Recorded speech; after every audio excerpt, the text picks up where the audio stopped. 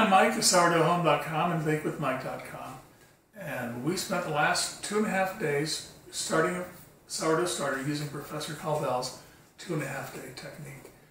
It looks like it's been working great, and we're about to make some bread. So let's get the starter out of the proofer.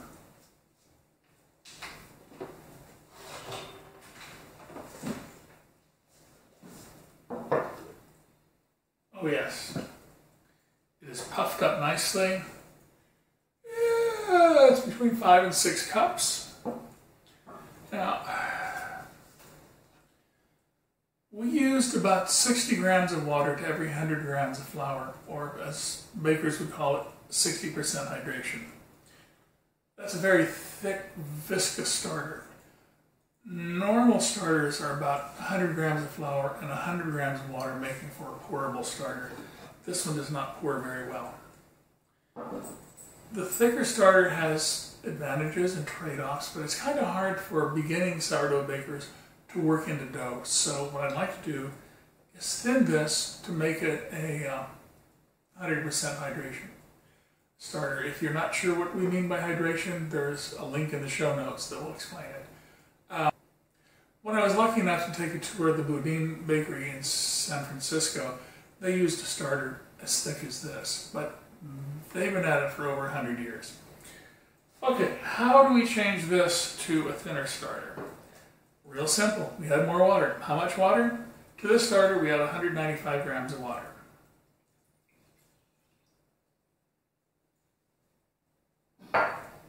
And then we stir it up.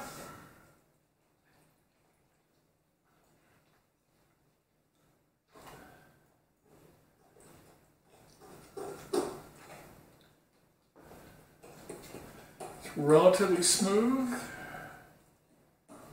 pretty nice, got some foaming in there. I think we're in good shape. Now, before we get the rest of the way into making bread, let's talk about maintaining the sourdough starter.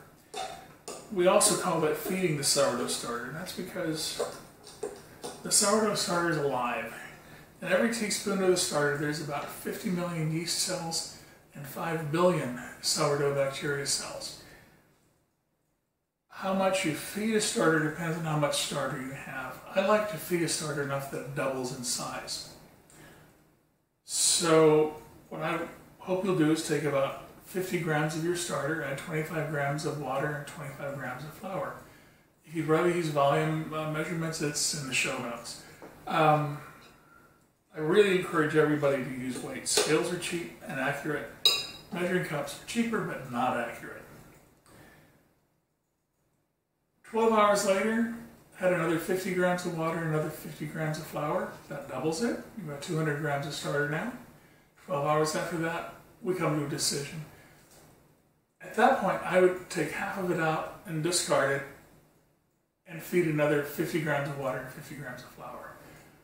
If you keep doubling and don't discard anything, in about 10 days you'll have a swimming pool full of sourdough starter. And 12 hours after that you'll have 2 swimming pools full of starter. It's a lot of stirring, it's a lot of flour, and will really upset your next door neighbor. So discarding is cheaper than not. However, we use the sourdough discard for other recipes. There's a pointer to the recipes in the show notes. Yeah, a lot of stuff. I suggest is that you maintain your starter at room temperature for about 30 days, feeding it twice a day to let it mature. The starter is active, but it's not fully mature. It's ready to rock and roll, it's ready to make bread, but it's going to get better for the next 30 days. After 30 days, if you want to go back to a thick starter, you can do that. Thick starters last better in the refrigerator. Right now you don't want to refrigerate it because refrigeration stops the maturation process. Okay, well, what do we do if we want to bake bread? Well, if we keep discarding half the starter and feeding it back at the same point, we'll never have enough starter to bake with. When we're getting ready to bake, we stop discarding the starter and we keep feeding it. It doesn't take long doubling it each time you feed it to have enough to bake with. I'm going to be baking tomorrow, and I need about 320 grams of starter for the bread, and I want to have another 100 grams to keep the starter going. It takes about 4 to 6 hours for the starter to reach a peak, which is where I want to use it. If I feed it now, in the morning it will reach the peak and fall in. How long the starter stays at a peak is a sign of the health of the starter. As you keep feeding it and using it, it will gain in strength and be able to hold a peak longer. So, what I want to do now is take 110 grams of starter,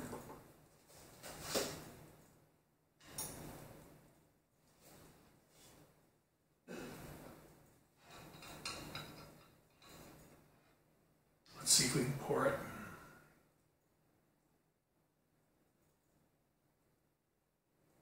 It pours. Unlike the earlier starter, it pours.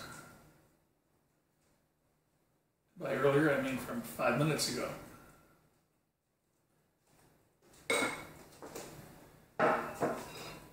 Okay.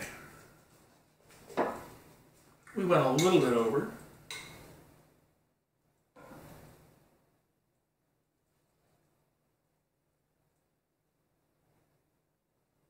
There we go. To this, I want to add half of its weight in water, 55 grams, and half of its weight in flour, which is another 55 grams. And this can be all-purpose flour, it can be bread flour, whatever you got.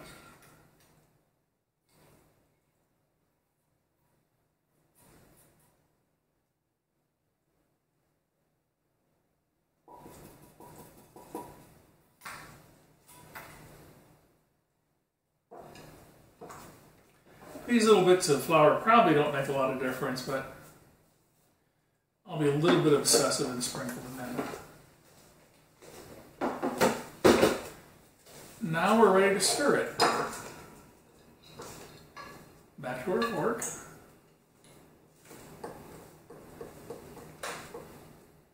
What I like about this container is that I can make marks on the side and see how far it's risen and how long it stayed there.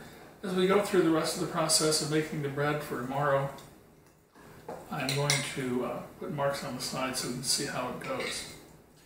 Now then, here's the lid. Here's a marker. And it's about 620 right now.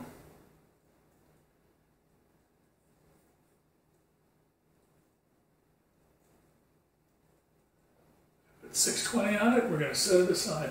At this point, we don't really need to keep it in the proofer. It's working well enough. Now, a little thing you probably figured out is I enjoy confusing people, and I'm going to work on confusing you now. The measurements I'm going to give you verbally are to make 2 loaves of bread. However, I'm making 4 loaves. So if you look at it and say, that's not 320 grams, there's a reason for that. We'll put 160 grams of starter into the mixing bowl.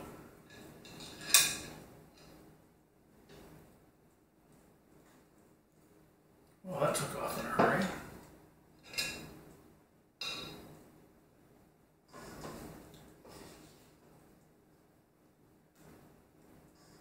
Overshot by a good margin.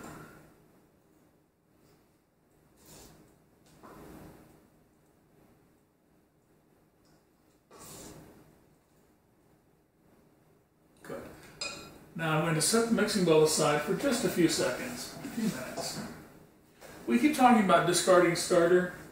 I don't like discarding starter because at this point it is food and I don't like throwing away food. So I'm going to pour it into a jar and put it in the refrigerator. And at this point I can begin using it to make recipes that call for discarded starter.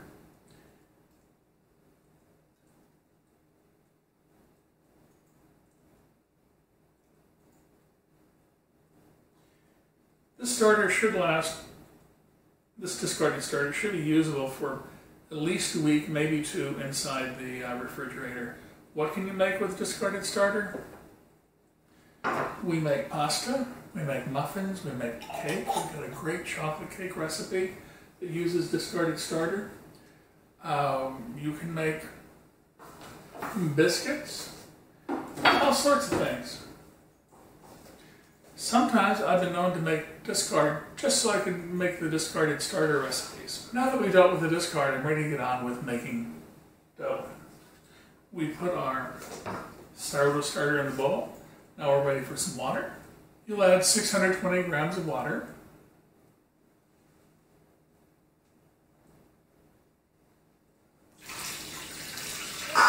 Again, remember, I'm making 4 loaves, not 2, so that's more than I asked you to use. Let's stir that up a bit. Oh, this is a Danish dough hook. I've also seen it sold as an Amish dough hook. You can get it with a wooden handle or a stainless steel handle. When I saw them in the store, I thought they were the hokeyest thing I'd ever seen. So somebody done up a coat hanger and shoved it into a mop handle while I'm supposed to pay 15 bucks for it. Our pastry chef, when we had the bakery going, gave me one for my birthday, so I had to use it. And I was really surprised at how well it worked. Really worked well. I've been using them ever since. I suggest the ones with the stainless steel handles because the finish wears off. Now we're going to go for 630 grams of bread flour.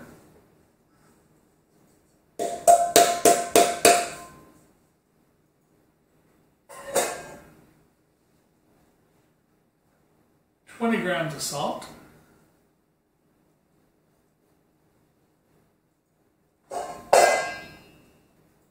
and finally 160 grams of either rye or whole wheat flour, whatever you use to start making your starter with. We're going to use a process called stretch and fold to develop the dough. It's easier for most people than kneading.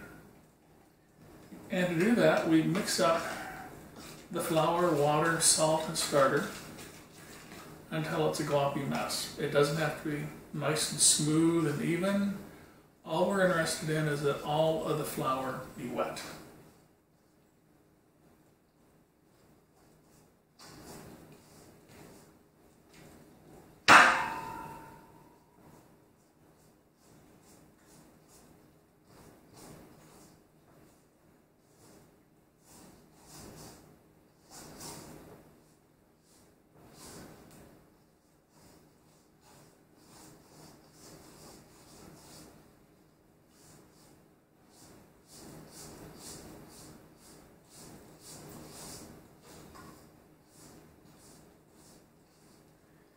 I found the Danish or Amish dough hook, I've seen it sold under both names, is about the fastest way to pull a dough together. It also works if you're making a pasta salad to mix the peas in with the pasta without smushing the peas. Okay.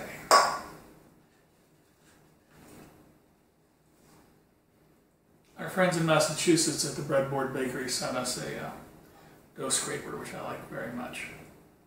If you happen to be in Arlington, Massachusetts, go by and visit the nice folks at the Breadboard Bakery. If you see Daisy, tell her I said hi.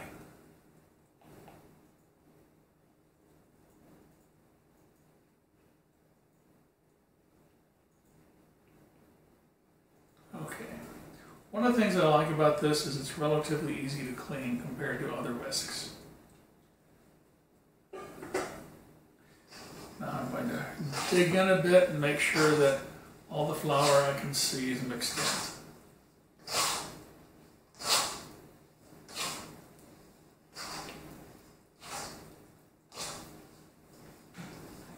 in. We're there. So what I'm going to do now is cover this with a shower cap, set it aside for about half an hour, and then we'll get to the first stretch and fold. Shower caps do this very nicely, he says as he fumbles completely.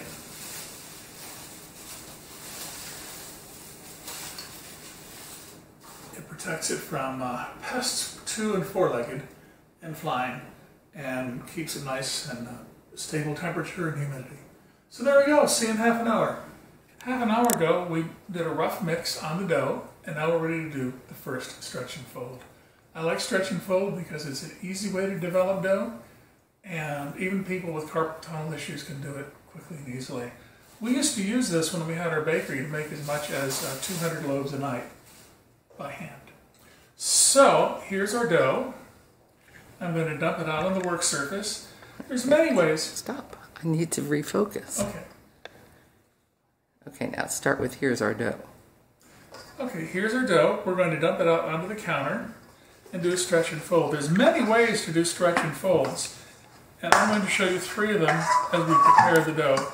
You can use whichever one you like best. They all work about the same, although some people get really attached to one form or another. What I like to do is use a scraper and reach under the dough and stretch it out until it's stretched out to about 1/3 of its original height. And the reason I like to do this approach first is because what I'm looking for is clumps of flour in the dough that haven't been incorporated, because those clumps of flour will become unpleasantness in the final bread. If I find them, I mash them with the heel of my hand in what the French call frissage. The frissage tends to interrupt the development of the dough, so I like to get it over with quickly. Now, that was the stretch part. The fold part, just fold it down like you would a letter, rather floppy, sloppy letter, and back up, and finally in from the sides.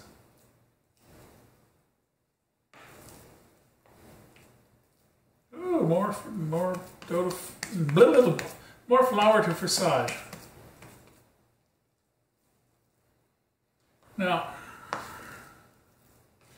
if you think the dough is really floppy and sloppy like this is, you can go ahead and just do another stretch and fold right away.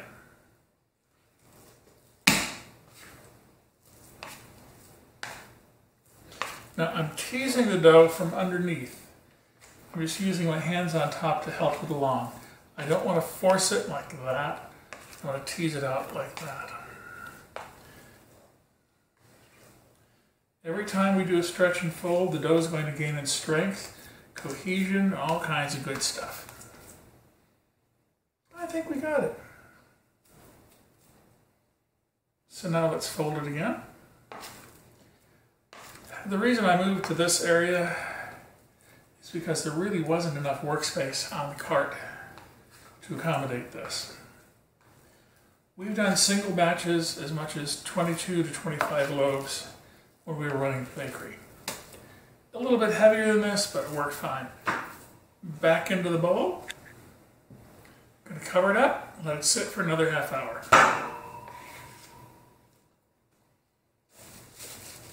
See you in half an hour. We have done our first stretch and fold on the dough, and now it's time to do the second. It's been about half an hour. We're going to do a different stretch and fold. It helps to have wet hands. So I have a container of water here to wet my hands. Keeping your hands wet helps reduce how much the dough is going to stick. Okay. We're going to use a scraper to separate it from the bowl just a little bit. And then I'm going to reach in, just lift the dough, fold it over, turn it 90 degrees, repeat, lift the dough. The dough is becoming quite elastic, and it's pretty nice to handle. Turn another 90 degrees, do it again. If you feel the dough starting to stick too much, we've still got the bucket of water.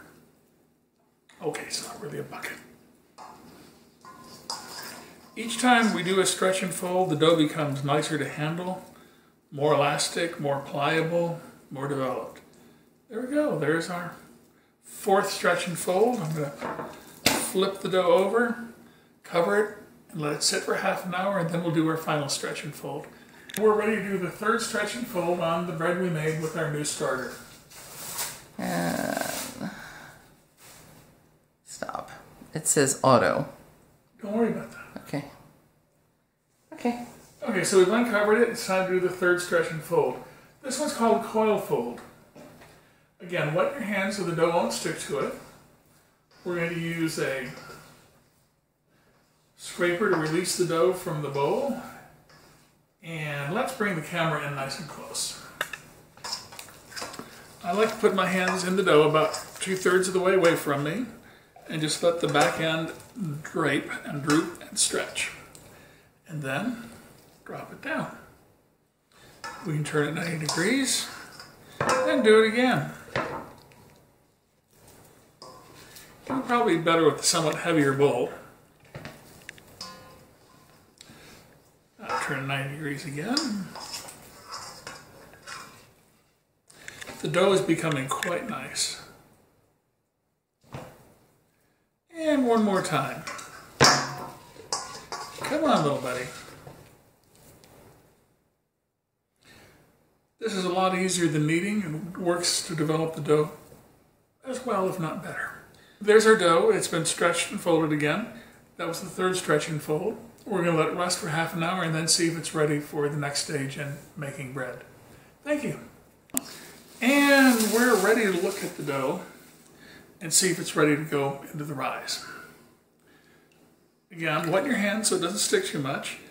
The test for well-developed dough is a Windowpane Test. We're just kind of pulling the dough up to see if we can stretch it out to the point where we can see light through it without it tearing.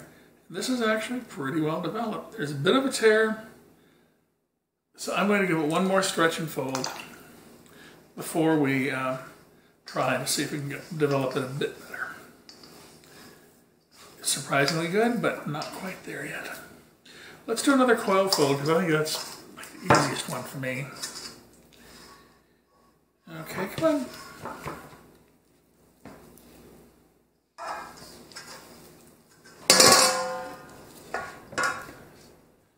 Heavier mixing bowl would help.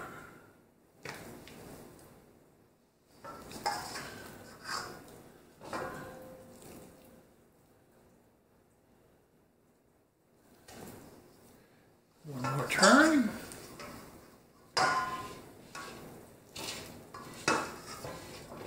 And then we'll have another 30-minute rest.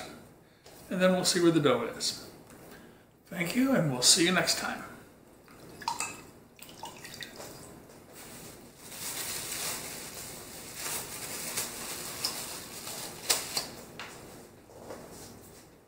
We've been working on a bread with our brand new starter. It's gone through 3 stretches and folds and wasn't quite ready, so we gave it a 4th. It looks pretty nice. Let's pull it up and see if we can get a window pane out of this. Yes. This looks very nice. It's stretching very thin and it's not tearing. It's good. Now, we're ready to start it on its bulk rise. What we're going to do is transfer it to this Cambro container. Cambro containers are nice for a number of reasons. They're graduated on the side so you can tell how much something has risen. They're clear and they seal very well. You don't want to leave dough out in the air because it will tend to dry out and form a skin. The skin it forms, it's not your friend. It makes it hard to do anything with the dough. And it's somewhere between hard and impossible to get rid of the skin. Okay, it looks like we're up to just over 2 liters. What we want to do is get it, let it rise between 25 and 50%. So if it gets to where 3 liters would be, we're golden. So let's leave it for a while and see what happens. Speaking of rising, a couple hours ago we fed the starter, and at 6 o'clock, 6:20 was here. Now it's risen to here.